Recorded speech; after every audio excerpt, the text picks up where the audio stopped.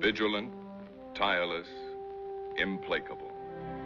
The most silent service of the United States in peace or war is the Federal Bureau of Investigation. The Bureau went to war with Germany long before hostilities began. No word or picture could then make public the crucial war service of the FBI. But now it can be told. In 1939, with thousands of known and suspected enemy agents invading the Americas, the FBI started building up its force of special agents and employees from 2,000 to a war peak of 15,000. Before being sent into the field, each new agent had to learn all the modern techniques of crime detection, such as the use of a specially treated X-ray mirror, through which an FBI man can see without being seen. The Federal Bureau of Investigation had to be the world's most efficient intelligence and counter-espionage service. For war is thought, and thought is information. And he who knows most strikes hardest. By examining the intercepted mail of unsuspecting Nazi agents, the FBI uncovered many secret channels of communication. Between the lines of an innocent-appearing letter, invisibly coded in an obsolete German shorthand, were important instructions for one group of spies. The Bureau's infinitely painstaking system of sifting and recording every scrap of potential information paid handsome dividends. The FBI was adding new names to its long list of Germans known to be dangerous.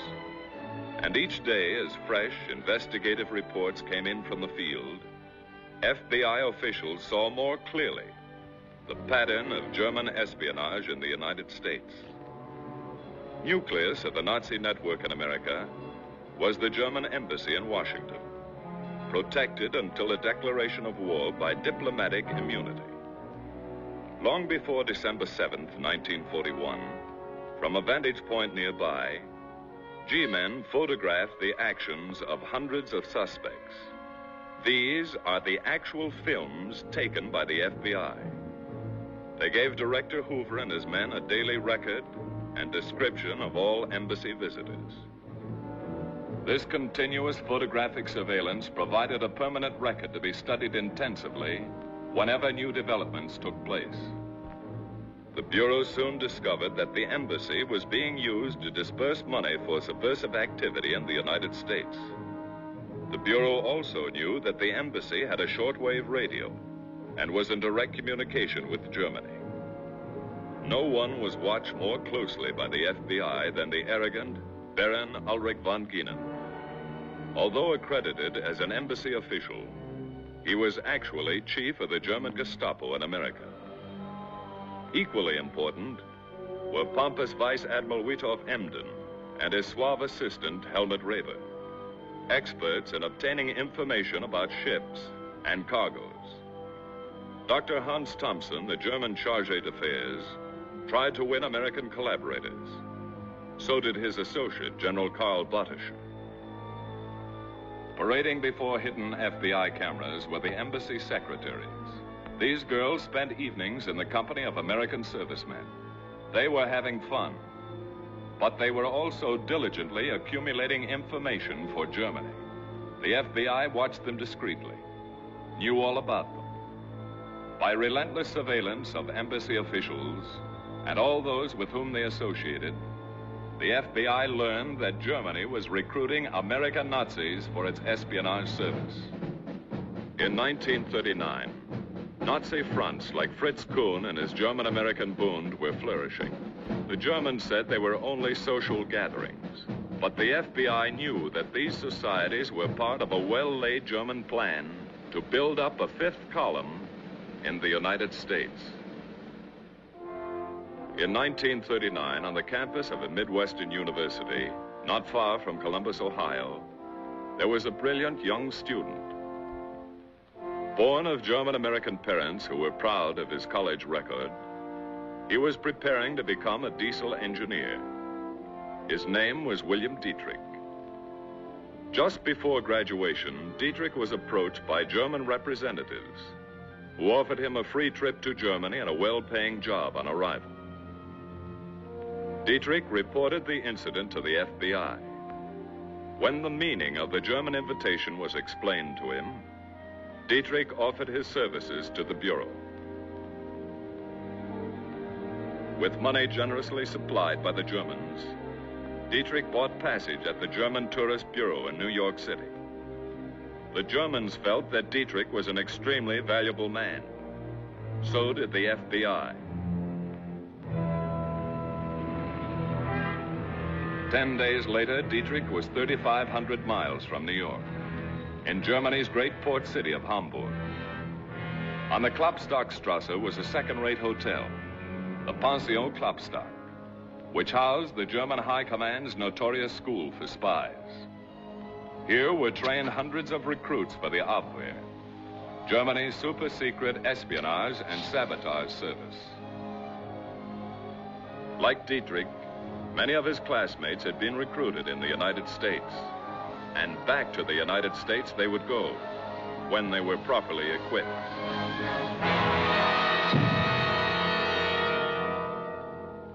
Synthesis of the FBI's counter-espionage offensive in World War II is the Christopher case, which opened, as great cases often do, by accident.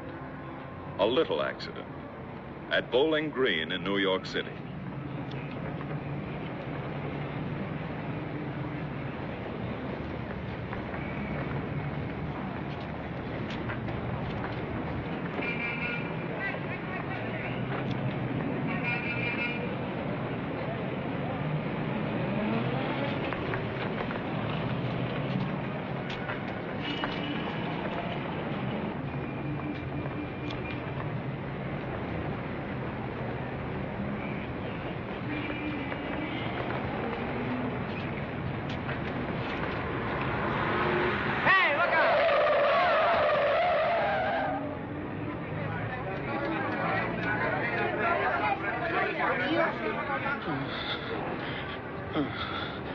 Christopher.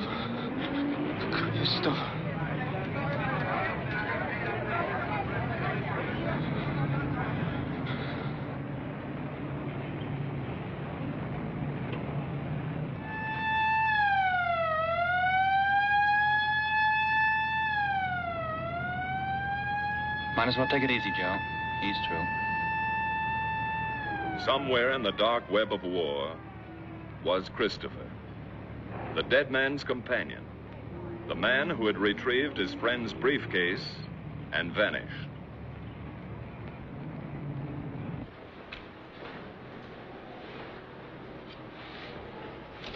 Who was he? He's got a Spanish passport, Francisco Ruiz. Hey, Doc, look at this. It's all in German. Huh.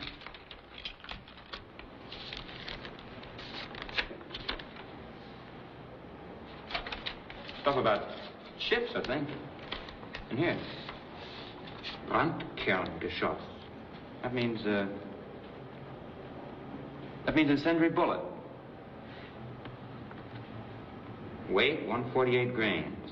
Load, 46 grains. DuPont 1127 powder.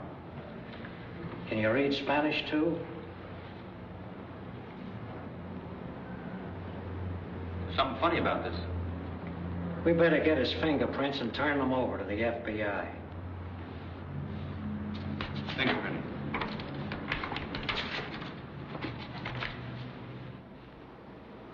To the desk of FBI Inspector George A. Briggs came the report on the death of Francisco Ruiz.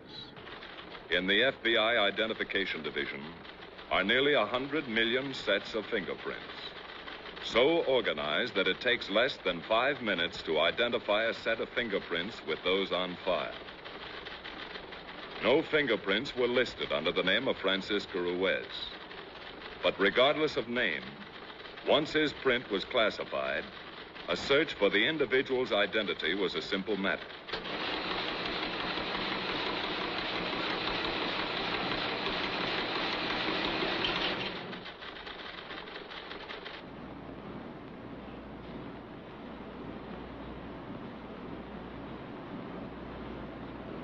There's something coming now. Yeah. It's in cipher. This stuff is fugitive. We better get a shot of it before it dissolves.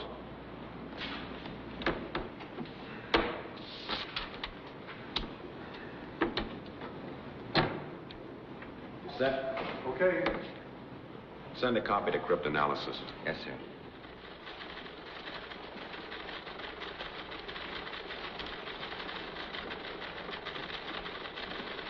Is this what you're looking for? Round C. Oh, it certainly is. Thanks a lot, Quinn.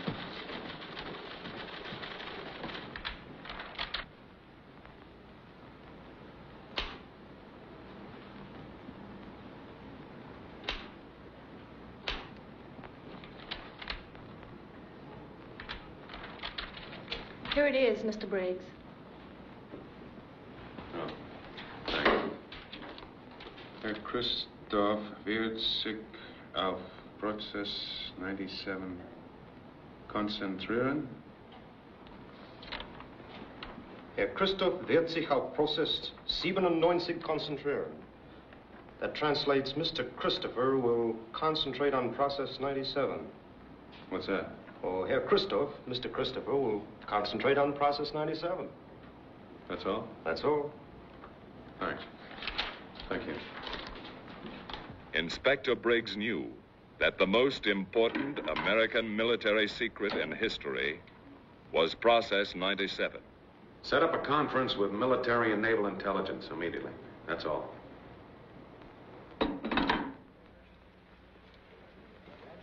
In several remote places, under strict military protection, American scientists were developing Process 97, the secret ingredient of the atomic bomb. An explosive derived from the metal uranium, so powerful and devastating that one relatively small bomb gave promise of having the destructive power of 20,000 tons of TNT.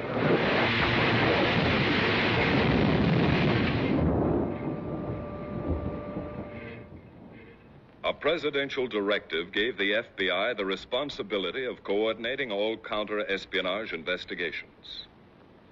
At a series of conferences with Army and Naval intelligence officers, the FBI reviewed the case of Francisco Ruiz, from whose effects had come the startling information that foreign agents had learned about Process 97 and were actually attempting to steal the secret. Plans were formulated to erect an impenetrable and absolute barrier. Have you any other information, Mr. Briggs? No, not at this time. Mr. Briggs, Yes, Admiral. who is this Mr. Christopher? I wish we knew. Meanwhile, after 6 months of intensive training, Dietrich had completed his course at the Pension Klopstock and was ready for assignment.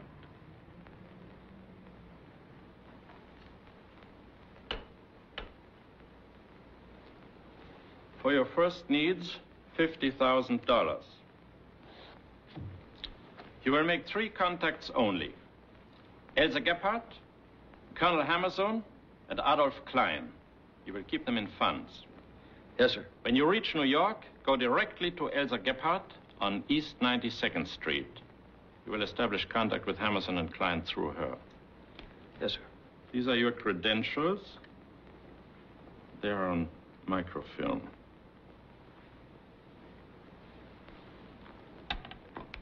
You will need these: draft card, registration, classification card, birth certificate, driver's license, New York State, Navy and Army discharge papers, Social Security card.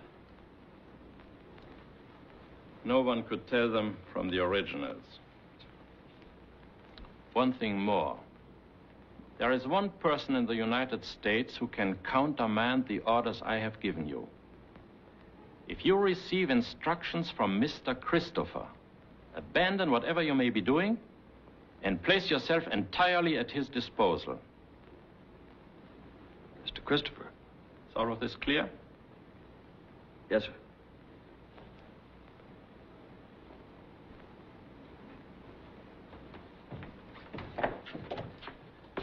Bye, Colonel. Goodbye. Within a few days, Dietrich was in Lisbon, Portugal, communications center for international espionage. He went immediately to an address given him by the FBI.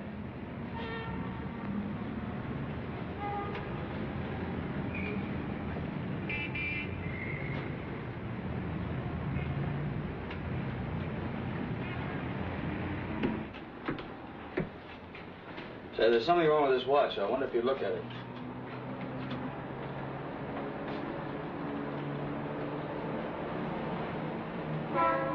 I'll have to examine it. Would you please?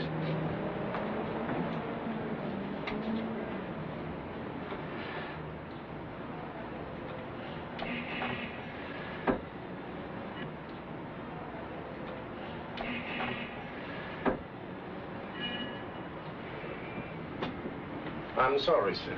I won't be able to repair this watch. I understand. Thanks.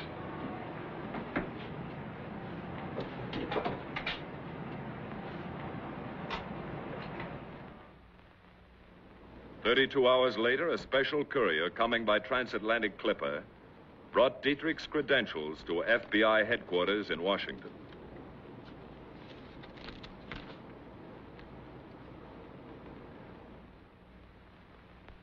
Inspector Briggs was given the responsibility of solving the Christopher case. Behind him were all the resources of the FBI. That translates William Dietrich is specifically authorized to receive all reports for transmission direct. 2, Sie sind instruiert, sich an ihn für allen Zahlungen zu wenden. That means you're instructed to look to him for all payments. 3, es ist ihm nicht erlaubt, mit den Ihnen bekannten Agenten in Berührung zu kommen. That'd mean he is forbidden to have any contact with agents known to you.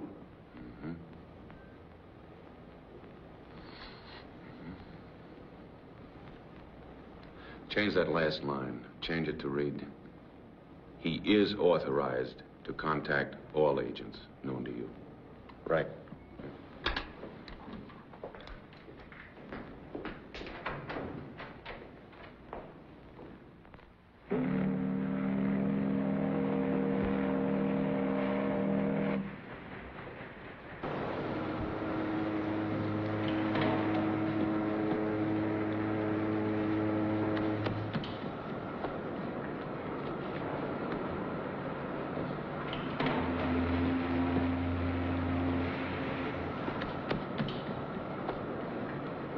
Is that a new watch?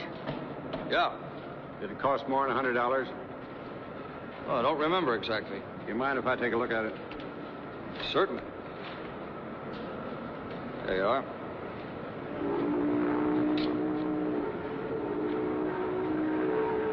What's the value of this watch?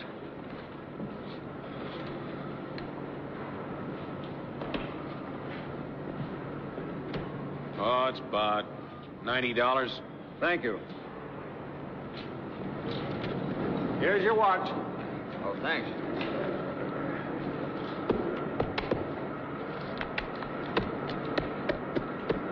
You can get out that way.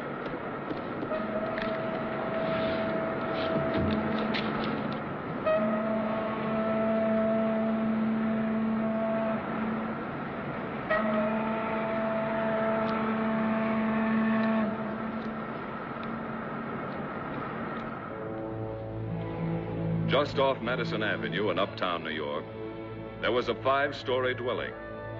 This was soon to become known among all FBI men as the house on 92nd Street.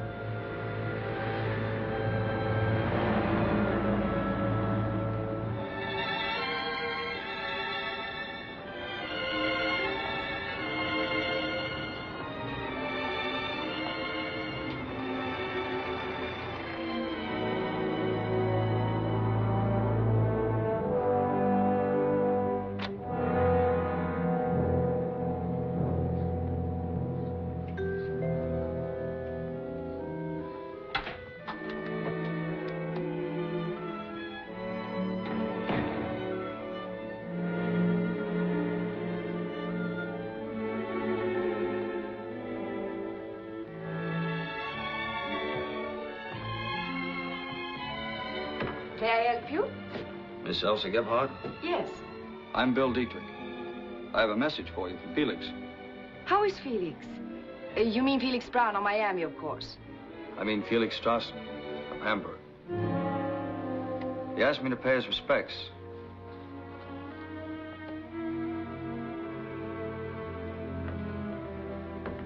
To give you these. Would you care to sit down? Thank you.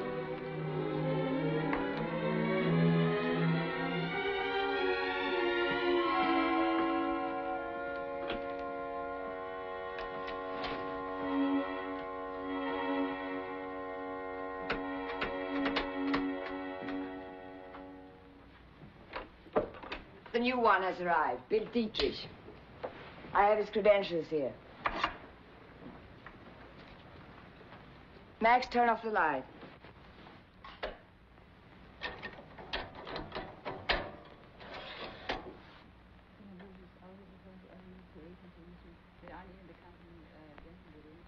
He's authorized to contact all agents known to you?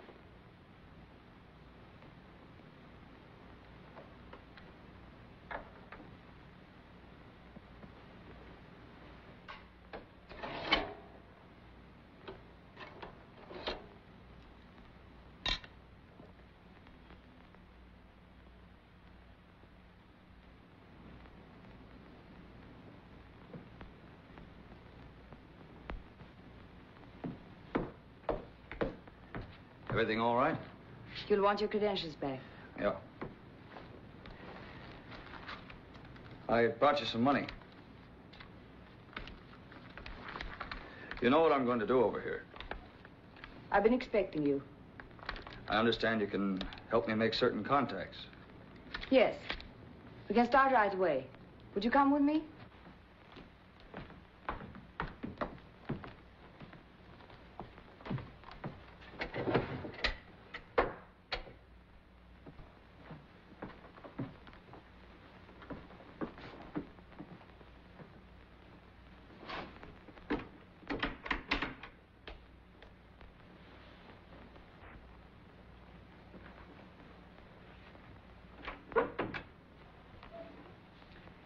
This is Bill Dietrich.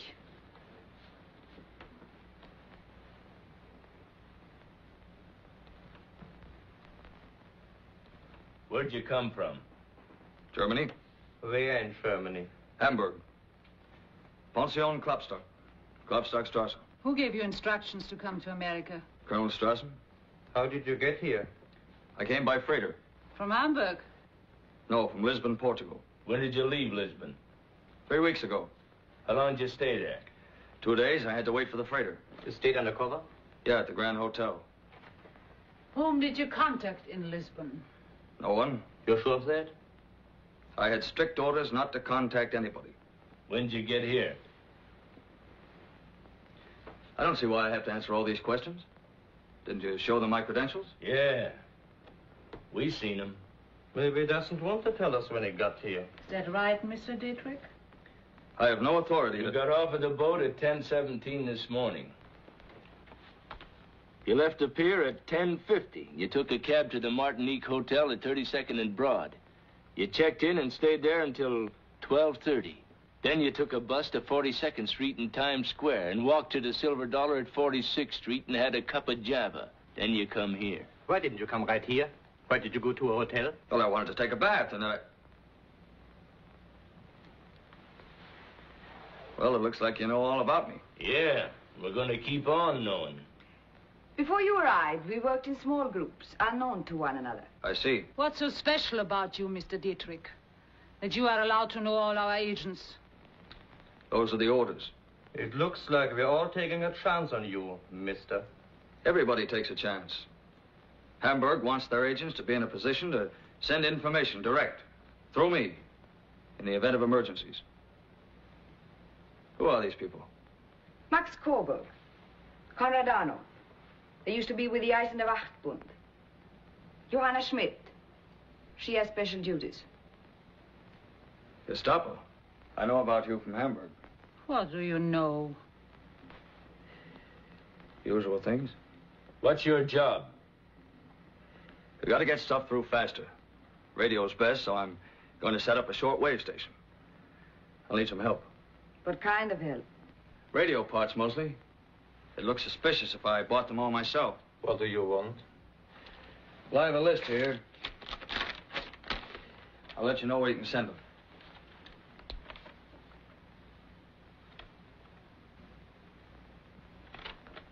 This stuff is hard to get. I know, but Hamburg needs a station here. Conrad will get them for you. As soon as I find the right location, I'm going to open up an office. People with information can contact me there. Send me word as soon as you're ready to operate. I'll get it to the others. I want to contact a Colonel Hammerson. I can arrange that. I have some money for him.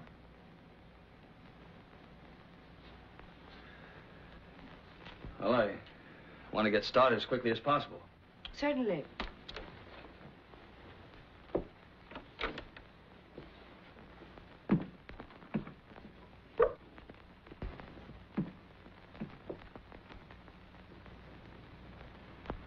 So that's the guy from Hamburg. What do you think, Elsa? He has good credentials, but... How do we know? They look good, so what? No. No, I don't trust that guy. He knows too much. We won't take any chances. I'll check with Hamburg for confirmation. How? Hammerson. He can get a message through by mail to Brazil. A courier will take it by Italian Airlines to the car. It's simple from there. Max, contact Hammerson. Tell him I want to see him today. Yeah.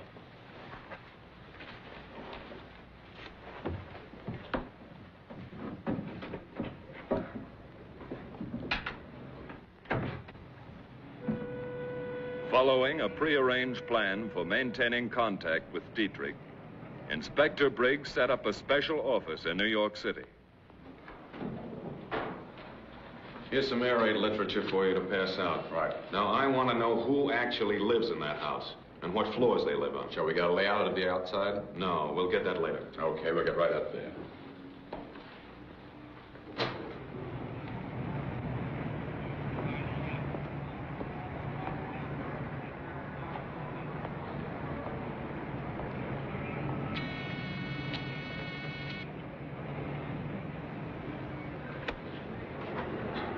Good morning. Good morning. Is the superintendent in? No, he isn't. Can I help you? I'm his wife. This is in regard to air raid precautions. Air raid? We are at war? No, not yet, ma'am. We hope, of course, we won't be. But if war should come, all of us want to be ready. Yes, of course. We're making a survey of everyone living in this block. What is your name, please? Castle. Frida Castle. Would you let us know who's in the apartments here? Just Miss Gebhardt. She rents the whole house. She has a dress store. Miss Gebhardt, your husband, and yourself. That's right. Are you here most of the time? Yes. My husband is a pianist. He goes all over places. I see. Well, I guess that's all. Oh, here's some air raid literature if you'd like. Yes. Be particularly careful about lights. Yes, sir. Just off Columbus Circle in New York City, Bill Dietrich, posing as a consultant engineer, rented an office and established his place of business. The office looked legitimate. He was almost ready to receive callers.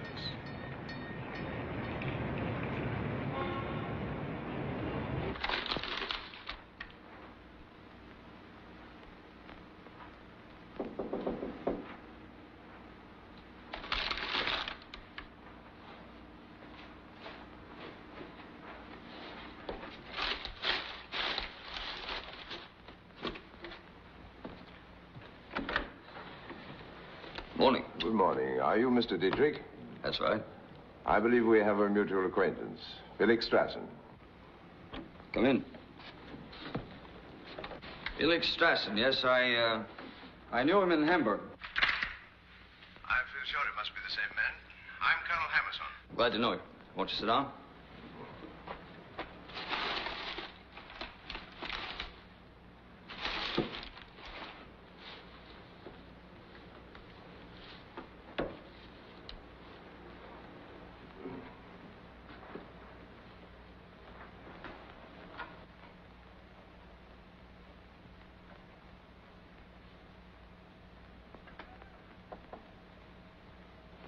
Looking for something, Colonel?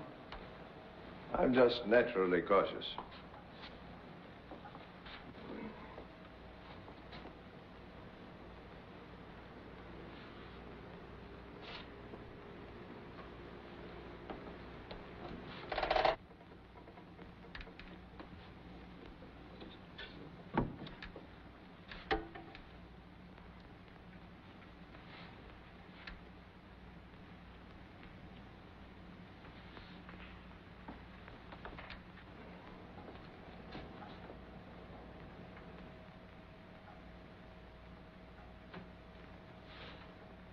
I just moved in. Things are a little bit upset. Yes, I see. I have something for you. It's microfilm. Felix. It confirms you have funds for me. And you have something for Hamburg. We'll see. You must have good sources of information. I've had considerable experience. You've heard of me, of course. Oh, yes. During the last war, I worked with Captain Eythe, Fritz von Papen, Count von Bernstorff. This time, the stakes are higher. The personal danger proportionately greater. With my record, I'm very careful. You been here long? Not very long, no. They supplied you with adequate funds. I can pay for information. That's in the credentials. Takes a great deal of money, you know. We're willing to pay. I think perhaps Hamburg might be interested in an entirely new type of gun the United States Army is testing. It's a wonderful gun. I've seen it. Mm. It projects an anti-tank rocket. Guiding fins are folded inside the barrel. Here are complete details of recent shipments of Bell Airacobras and Curtiss P-40s to England and Russia. This is special information on the new Lockheed P-38s. The speed and armament of this plane is strictly secret. Or was until I got hold of this. I'll send these to Hamburg. Terribly difficult information to get. But there it is. I was instructed to give you this. I was told you could put me in touch with a Mr. Adolf Klein. Adolf Klein? For shipping information. I have orders to contact him. I'll arrange it. Good. Cigarette? Thanks.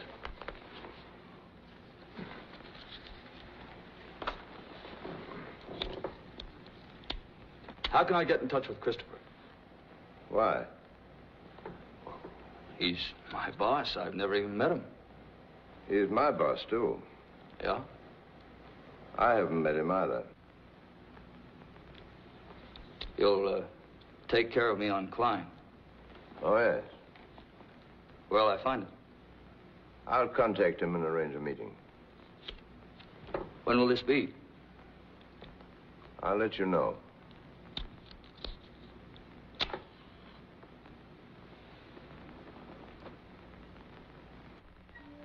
In a secluded cottage less than an hour's drive from Manhattan, Agent Dietrich set up a shortwave radio transmitter. Hamburg complimented Dietrich on the speed and efficiency with which he got his reports through to Germany and their instructions back to the United States.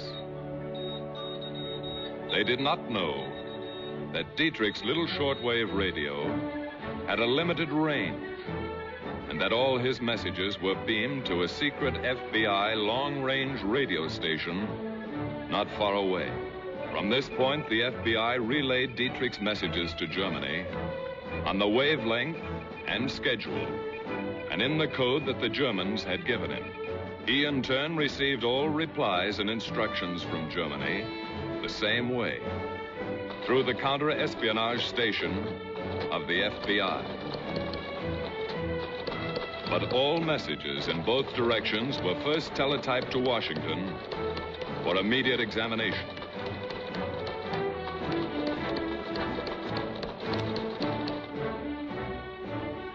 All messages to Germany were held before relaying until the Army and Navy had rendered them harmless, or perhaps had skillfully doctored them to mislead and confuse the German High Command. Besides operating his radio station, Dietrich extended his contacts with the German spy ring. As their payoff man, the enemy's agents had to come to him. Some tried to sell information of no importance. Others brought highly secret data. The FBI's hidden movie cameras and microphones recorded all Dietrich's visitors.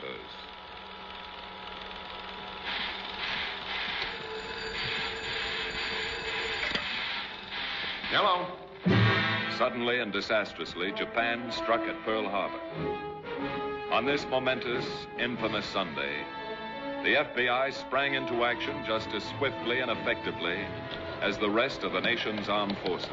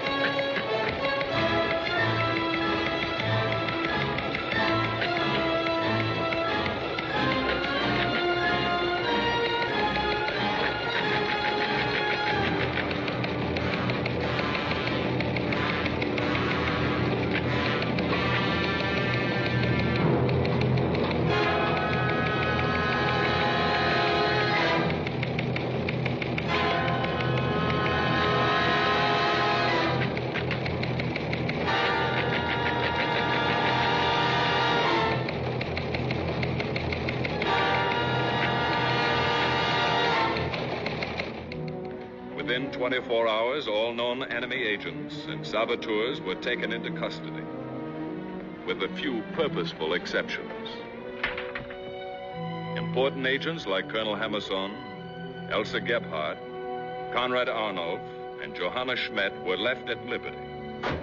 This was to justify the continued liberty of Bill Dietrich, and because, watched closely, they could still help more than harm the American people. They still knew, or might know, things and people not yet known to the FBI, such as Adolf Klein and Mr. Christopher.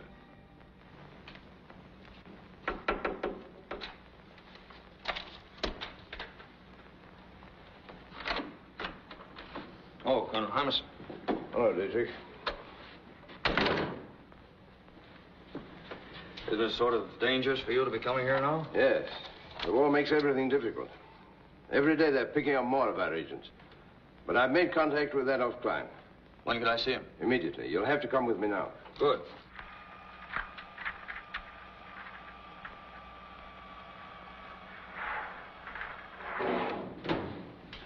Where are we going?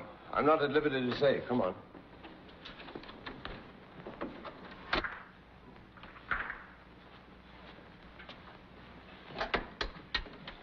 Calling car 70. Calling car 70. Come in, car 70. Over. Car 70, standing by. Over. Mr. H going down an elevator with D. Mr. H going down an elevator with D. Follow and advise. Over. Okay, will do. Off and clear.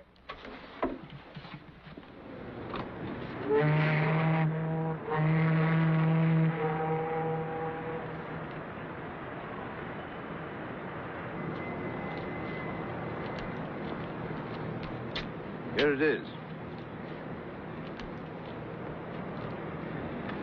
How'll I know Klein? There'll be someone there to introduce you.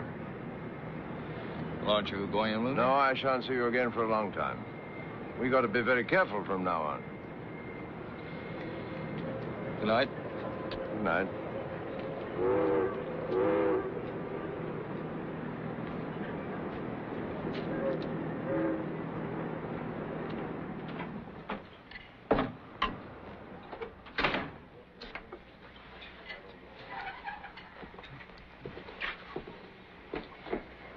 Good evening. Hello. Mediator of Klein. Ahoy.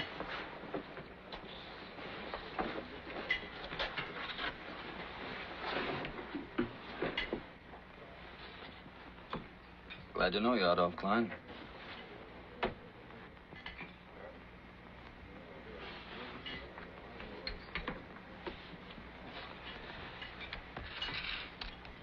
And Felix.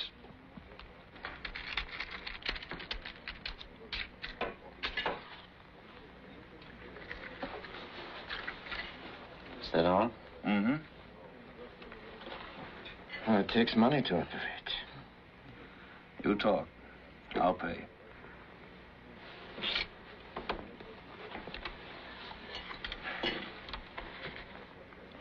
The Britannia sails for England tonight. A Dutch boat, the Delft Dyke, goes with her. She'll join convoy 30 miles due east of Sandy Hook. The Delft Dyke carries a cargo of munitions and planes. May I have it?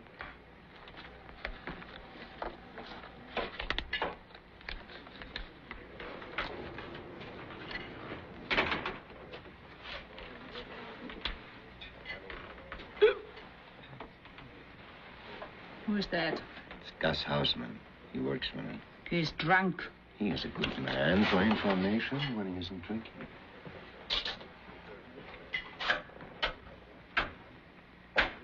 Hello, Gus. Hello, Rita.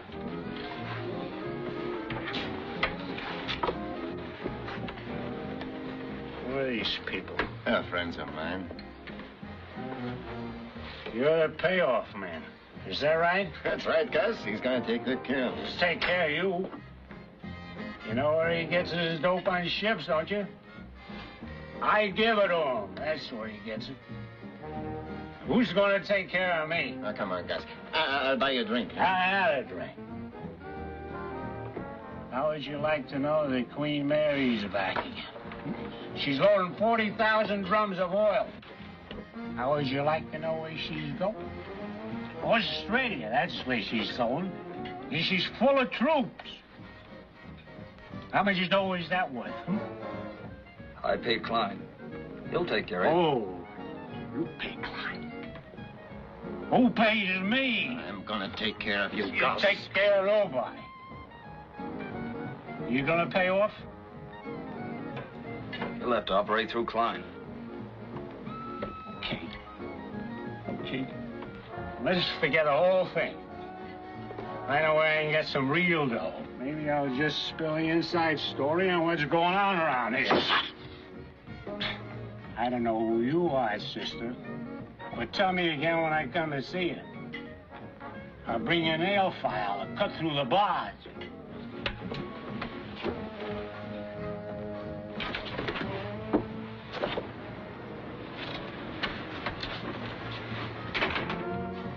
Look, she knows what she is doing.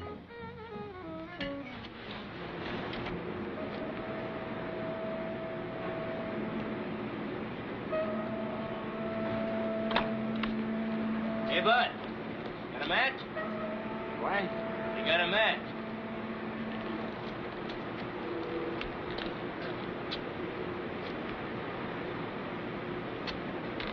You want a light, huh? Yeah, bud. How you feeling?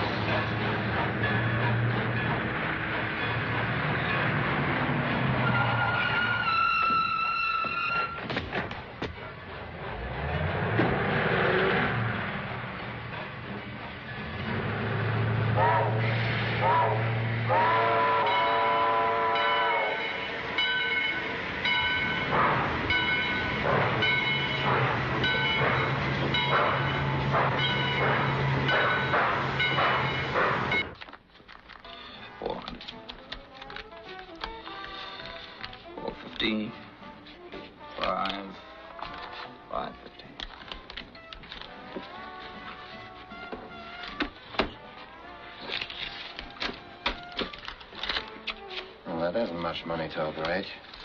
I've got to pay a lot of people. You'll be paid well enough. You, seen Mr. Christopher lately? Hey, who are you? You were told about me. Don't you trust me? Well, you're fooling around with a lot of stuff that's none of your business. Now, wait a minute. I thought it was... I've got to be sure that my information is getting through. That's my job. Maybe. But I got to be sure. I'm going to send my information through Mr. Christopher. I'm working for Christopher. And what are you asking about him for?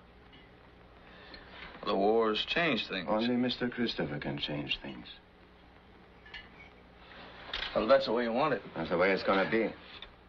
Well, you're sticking your nose in things, you might take a little trip with Gus.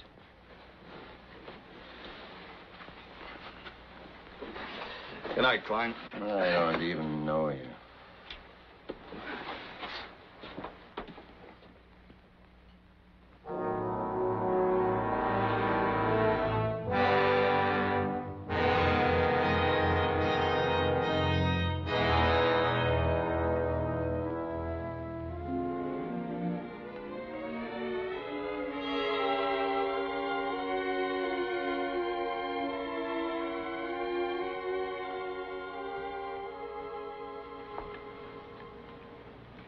Where have you been?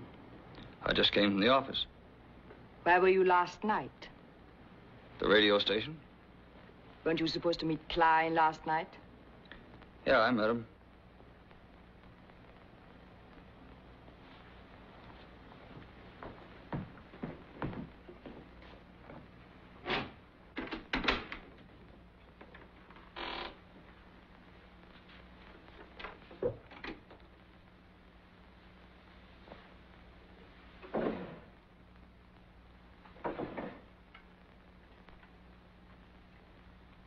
To get this to Hamburg just as fast as you can make the transmission. What is it? If we hadn't done anything else in all the years we had been here, this information would be more than worth it. It's up to you now. This is your chance. I'll get it through. Cigarette? Thank you, I don't smoke.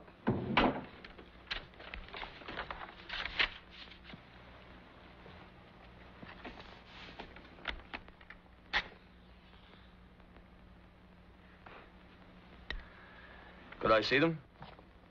You'll have these papers back here tomorrow night.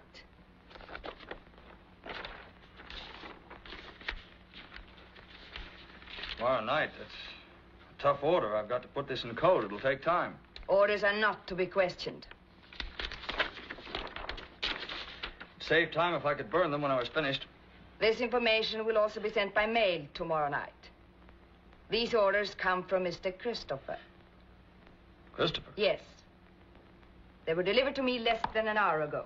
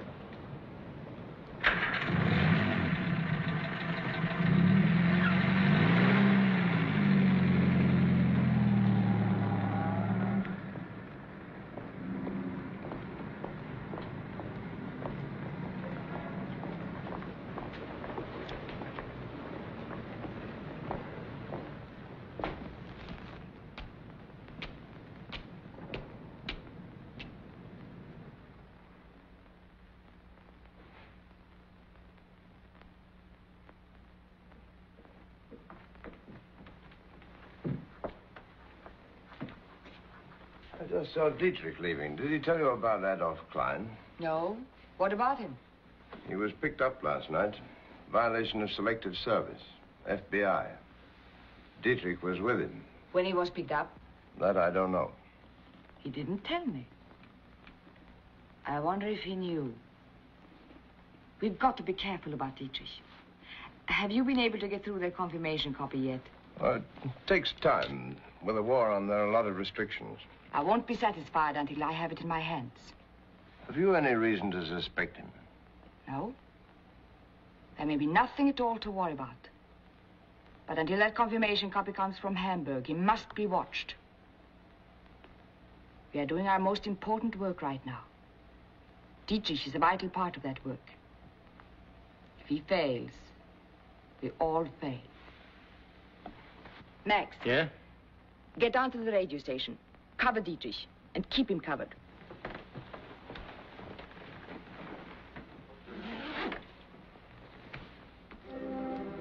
Less than an hour after Dietrich received his instructions from Elsa Gebhardt, an important envelope reached Inspector Briggs. The envelope contained the data Elsa Gebhardt had given him, together with an important clue, the cigarette butt, stained with lipstick, which Dietrich had found on Elsa's desk. The contents of the envelope were so unusual that Inspector Briggs rushed to FBI headquarters in Washington. And presently, a distinguished physicist, sent for by Briggs, was flown to Washington. He was Dr. Arthur C. Appleton, 72-year-old chief of the Central Laboratory, where the final secret experiments on Process 97 were being conducted.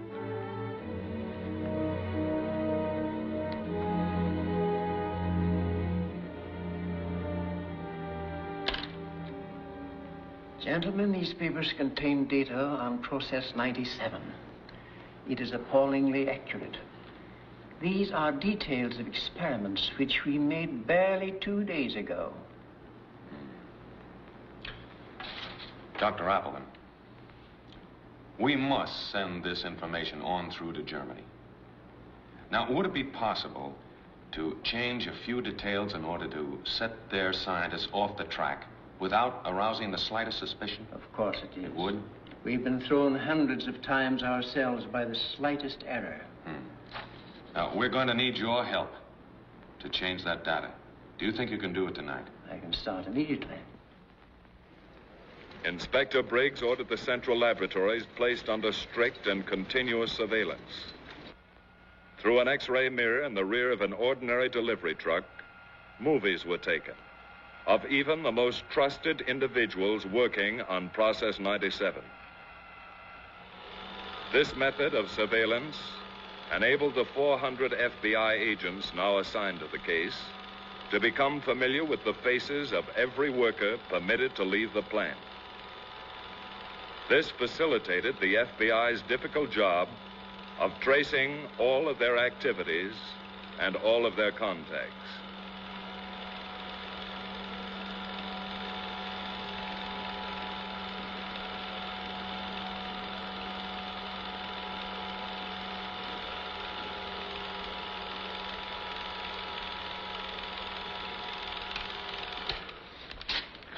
Let's go up to my office.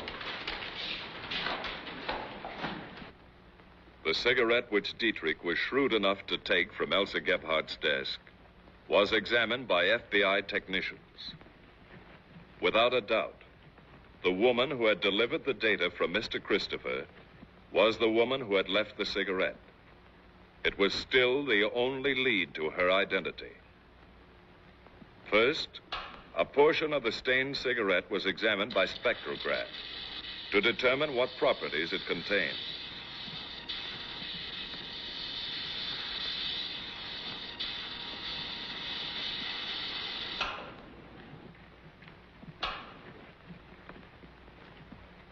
The lipstick could then be identified by comparison with all known brands in the Bureau's files. That's fine. Send it along as soon as you can. Here's the lab report on the lipstick.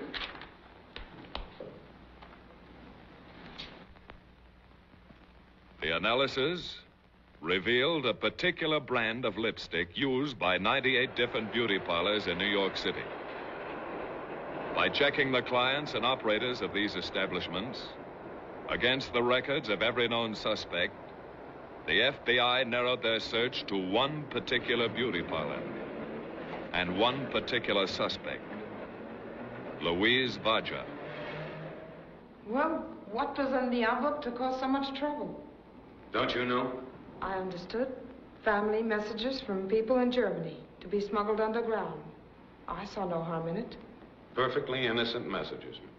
That's all. Now, let's stop this little game and get down to real honest facts. I've told you the facts. We know a great deal about you, Miss Vodja. You once worked on a North German Lloyd liner. You were a hairdresser. You used to bring across letters from Germany and mail them when you got ashore. I never knew what was in them. They were letters of instructions to German agents in this country. And you were working as a courier for the German Secret Service. Right now, you're what we call a sleeper agent. You were planted here a long time ago by the Nazis. You lived a normal, inconspicuous life for years. Making friends, earning a living, just waiting until you got a call for the one particular job. And they saved you for a big one. But you made one mistake. You took the trouble of becoming an American citizen. And that, Miss Vodja, makes you a traitor. I've done nothing since the war began. Nothing, I swear it. All right, now let's get back to this envelope. Where did you take it? I was told to take it to a house on 92nd Street. And who told you to take it there?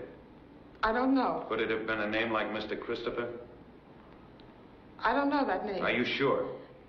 Yes, I know the name, but I don't know who he is. I've never seen him. Have you ever delivered messages any other place?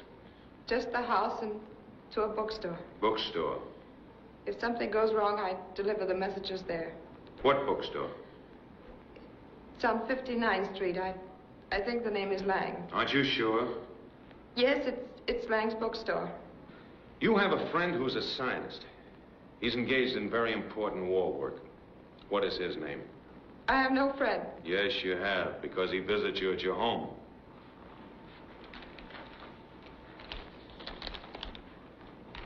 There's your friend. And there is your home. And the name of your friend is Charles Ogden Roper. You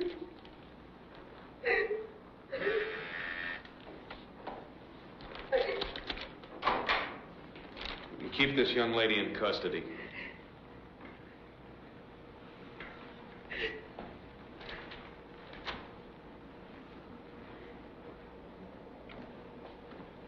I want a surveillance made of Lang's bookshop on 59th Street. Right. We've been through the Vodja apartment. Oh, you find anything? Yeah, we found the typewriter and it checks. That's the one that was used to copy the data. Then Roper is the man who's been getting it out. Shall we pick him up? No, we can't pick him up until we find out how he does it. You know, we've got a man under 24-hour surveillance. He never leaves that laboratory without being thoroughly searched, and still he's getting the stuff out. That's our problem. That's what we have to solve. How does he do it? How does he do it? The following day, an unusual message from Germany was picked up by the FBI monitoring station and relayed on to Dietrich. It was also teletyped to Briggs.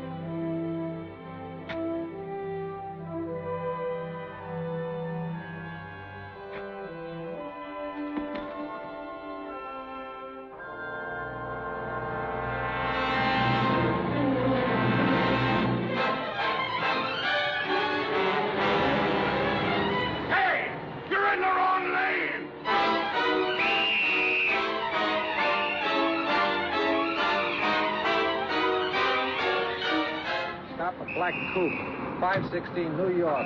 Last three numbers. One man driving.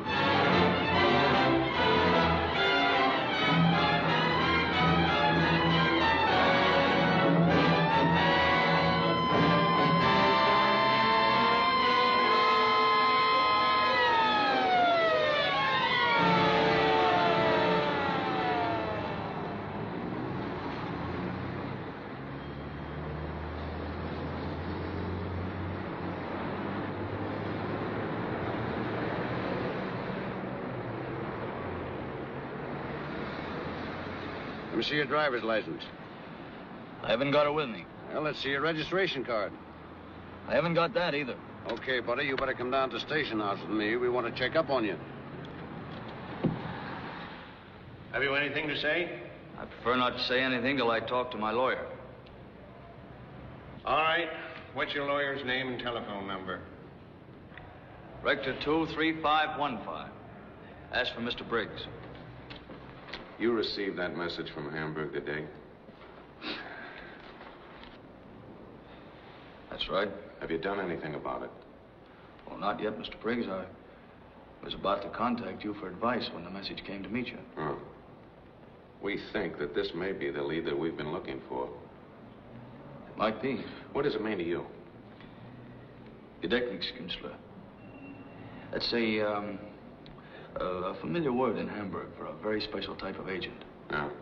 It's the name of a performer who accomplishes spectacular feats of memory.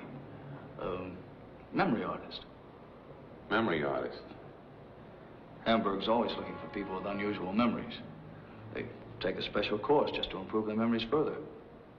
Yes, but do you think that a man even with a very unusual memory could get those formulas out? All that complicated stuff? Sounds incredible, but that's what they're trained to do. Ah, sure, it is incredible. Memory artist. Photographic mind. A little bit at a time. Well, it may be a lead. Maybe it's a solution.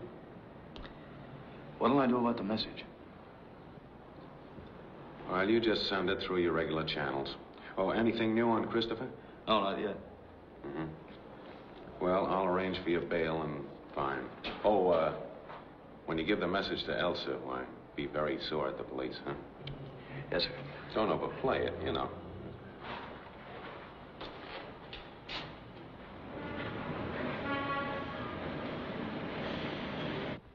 The FBI had to know every detail of Charles Ogden Roper's life. Yeah, I remember that crazy act, but I can't remember the name. Never could remember names. Does this sound like it? Has performed in clubs, Sunday school entertainments, banquets, special parties. Demonstrates amazing feats of memory. Oh, don't pay any attention to that. They always write their own. Performs amazing feats of memory. What kind of feats? What's the angle? Well, you see, people call for things from the audience, you know. They want to hear stuff out of highbrow books. You know, this guy can keep 14 games of chess going at the same time. Chess? Boy, there is a lousy game. But 14 games going at the same time would take a remarkable memory. Sure it does, but it ain't box office. I'll take this along. You'll get it back. Don't worry, brother. That act is out of date.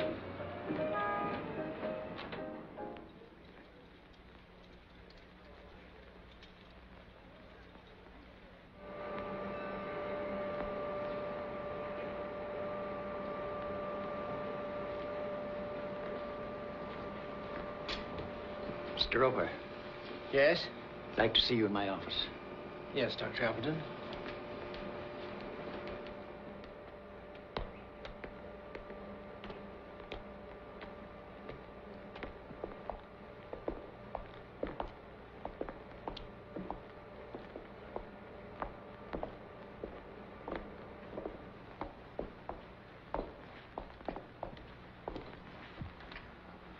This is Mr. Briggs of the FBI.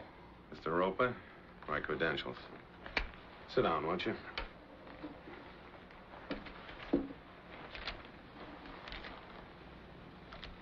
You recognize those? Those are photostats of Process 97. They were stolen from here.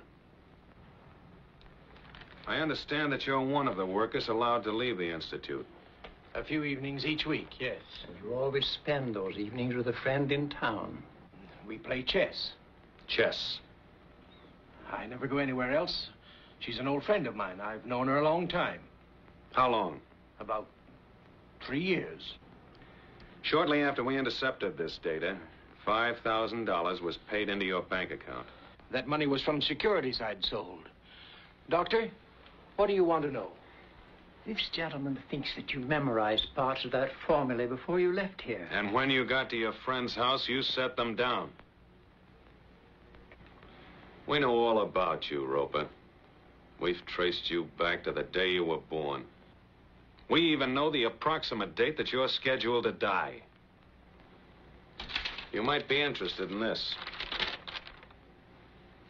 That's an intercepted message direct from Germany. It'll save a lot of trouble all around if you'll cooperate with us.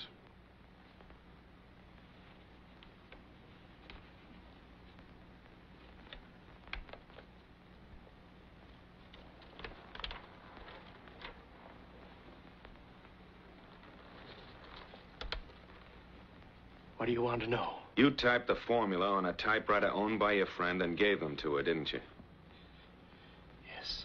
What other contacts have you made? I received several messages at my friend's house. From a man by the name of Hammerson?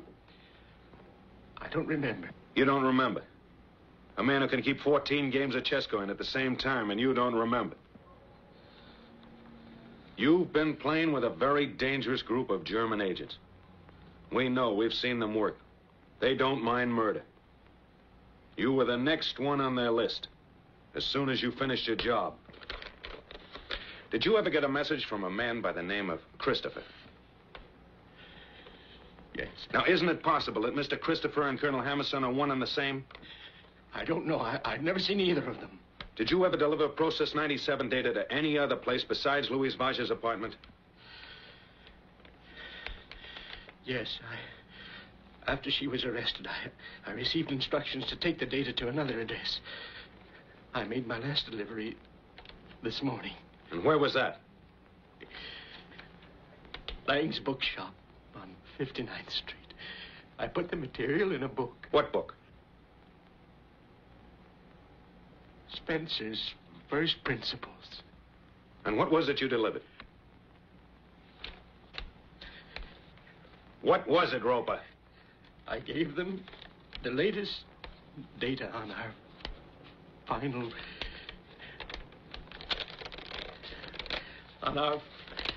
experiments. Thank you, Doctor. Put that man under arrest. I'm going to call Walker. Yes, sir.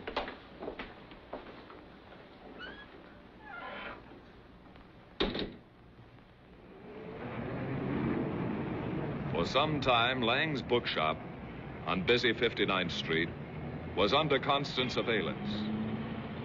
Every person who entered or left the store was being photographed by FBI agents from an office directly across the street.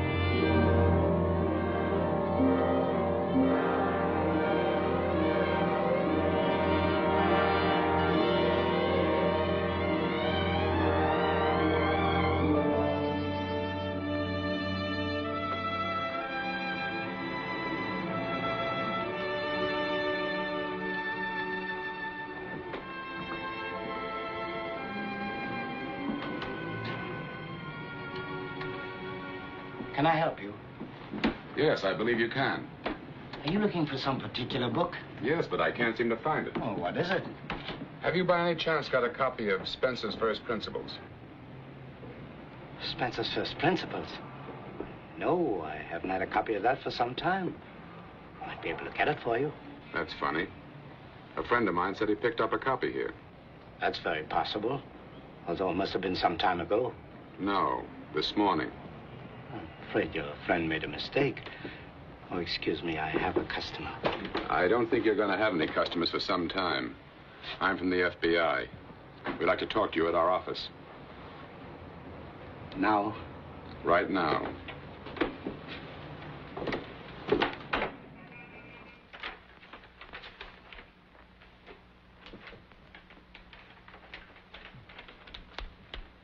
Johanna, We've got to get this through today.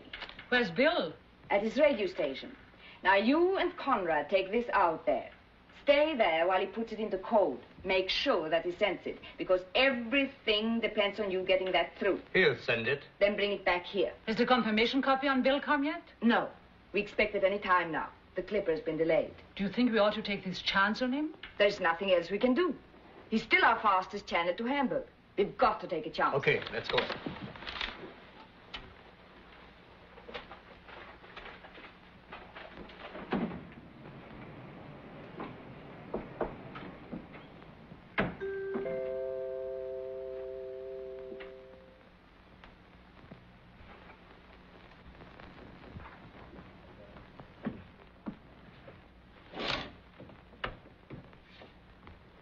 Where have you been? I've just seen the courier from the Clipper. He brought the message. Well, give it to me. Come on.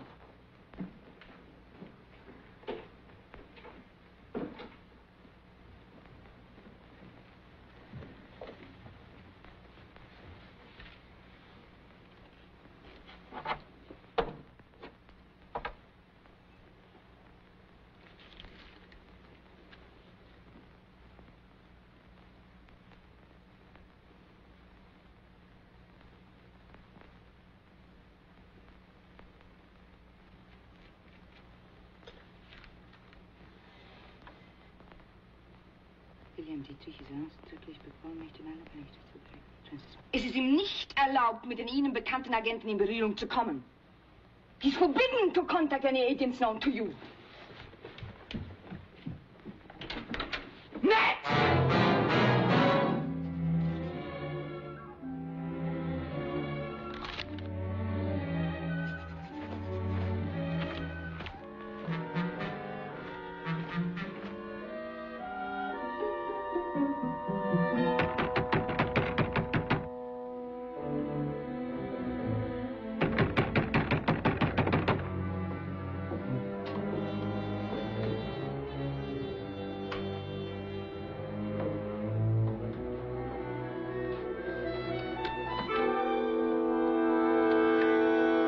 We have a message for you. You got no business to come here. We were ordered to come.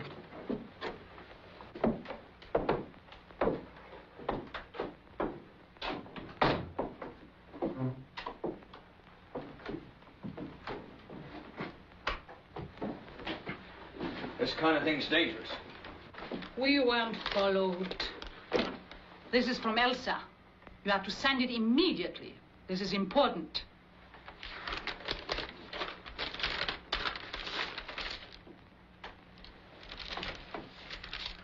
I have to put this in code. That takes time. Do it right away. Wait a minute. Did you say you can reach Hamburg with this? That's what he said? You are crazy. Look at the coils. They're only 2.5 meters. This wouldn't carry more than 20 or 30 miles. This isn't the stuff we got you. That's right. I made a few improvements. This setup wouldn't carry across the Atlantic. How do you know? 'Cause I'm going to try. Go ahead.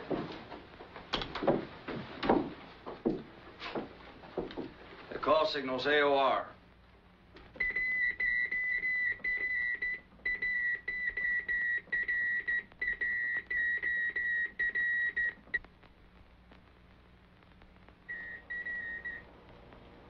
That's not Bill sending. I know his fist. Better answer it.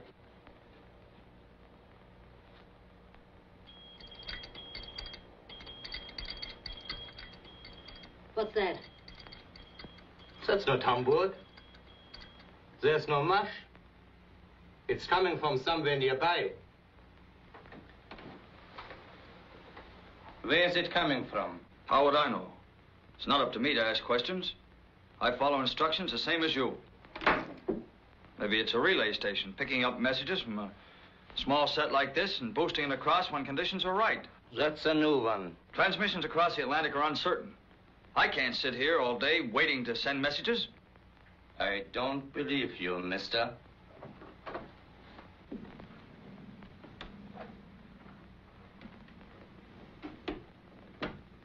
Elsa wants to see you. What for? She don't want you to send no messages. What's up, Max? Got a message from Hamburg. Him? Yeah. Elsa wants to see him. Get going.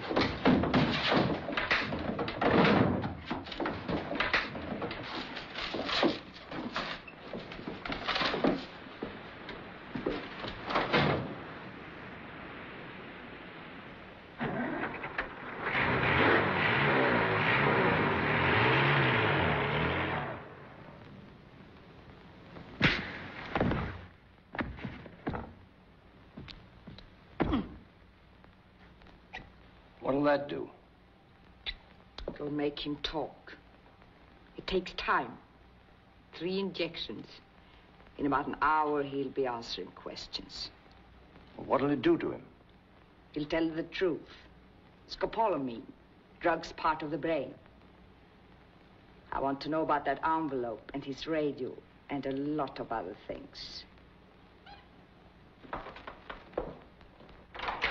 We got the picture of the last pickup at the bookshop. Lang's identified the man. Good.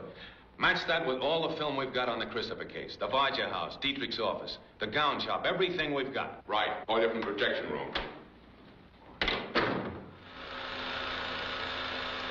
That's the man who picked up the book. Lang's confirmed that.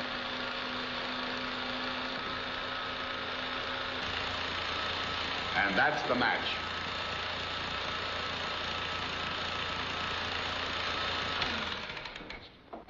Well, there's no question about it. Frida Castle's husband is Mr. Christopher, the 3rd member of that household. You mean the man posing as her husband? Yeah. Come on. We're going out and pick up Mr. Christopher.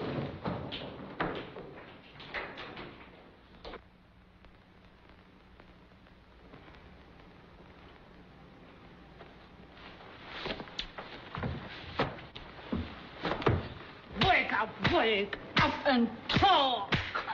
We can wait.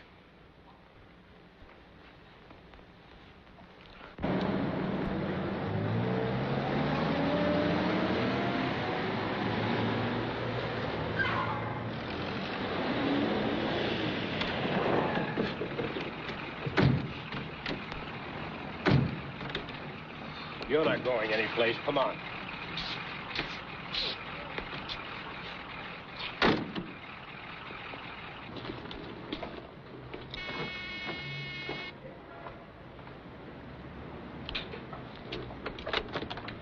We're special agents of the FBI. You're under arrest. Where did you send that information?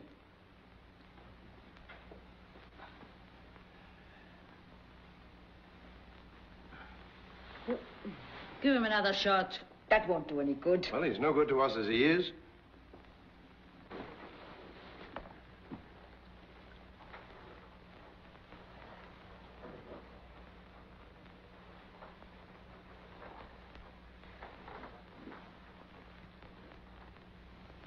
What's the range of your radio? 30 miles. And someone relays your messages to Hamburg? Yes. Who? Who operates the relay? You sold the others out, didn't you? You had them arrested.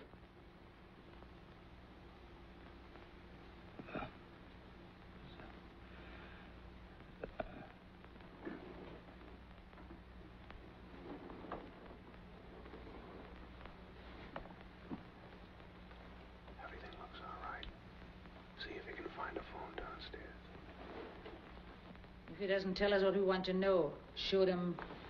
Look, let's not lose our heads.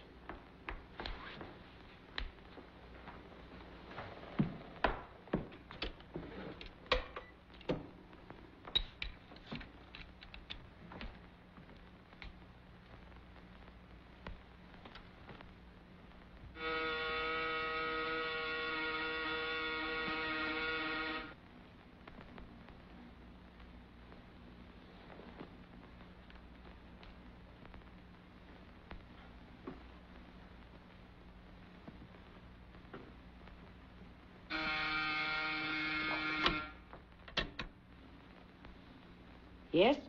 I'm a special agent of the FBI. The apartment is surrounded. What is it? We'll give you exactly 2 minutes. Women will come out first. The men will follow, hands above their heads.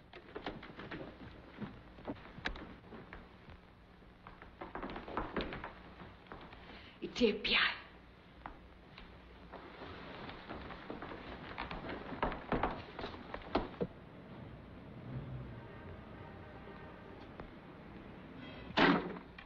You've got 2 minutes. Burn everything. Put it in the fireplace.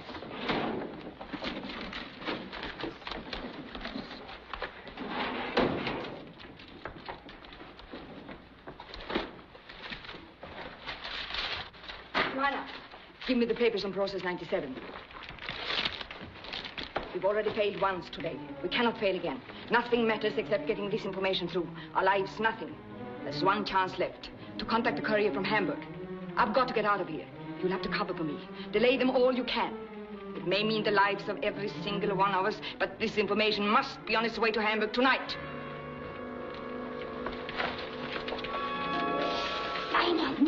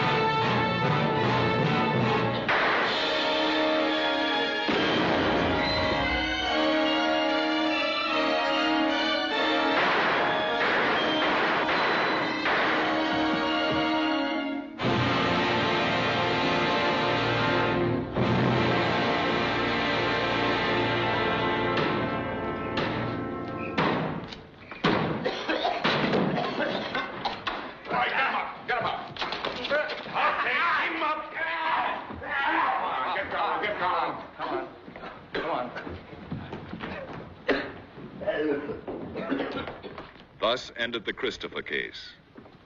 Elsa Gebhardt, alias Mr. Christopher, was no more successful than other foreign espionage agents.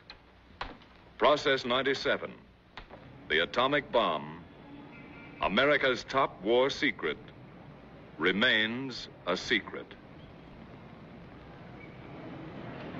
After the United States went to war December 7th, 1941, 16,440 enemy agents, saboteurs, and dangerous enemy aliens were arrested. 6 have already been executed. Thousands were interned. Others were imprisoned for a sum total of 1,880 years. All of the thoroughly laid enemy plans for a 5th column were smashed before they could be put into operation.